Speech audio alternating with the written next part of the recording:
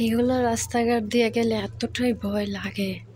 দেখেন আশেপাশে কেউ নাই, একদম রাস্তা ফাঁকা। মানে কি কমো, শীতের দিন আশেপাশে কেউ নাই। পাশেতে যে মানুষ কথা বলতেছে। এখন আমি যাব আমার খালার আম্মুর কাছে। আমার আম্মু ওইখানে, দেখি কি করে। ওইখানে চিতপি দিত বল, তাই না? চিতপিটা যাই খাবো। এই যে এটা হচ্ছে একটা বাড়ি,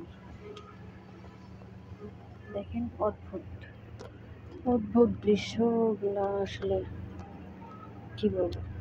আগে এই যে এই ওয়ালটা দেখতেছেন না, দেওয়াল আগে ছিল না। 2017, 18, 19-এর মধ্যে এই ওয়ালটা ছিল না, ঠিক আছে? তো মাঝখানে কিছু ঝামেলা হয়েছিল। মানে এখানে যে মাঠটা, এই মাঠের দাম ছিল 200 কোটি টাকা। তো এই মাঠ নিয়ে অনেক ঝামেলা হয়েছে, মাঠটা বিক্রি করে দিছে।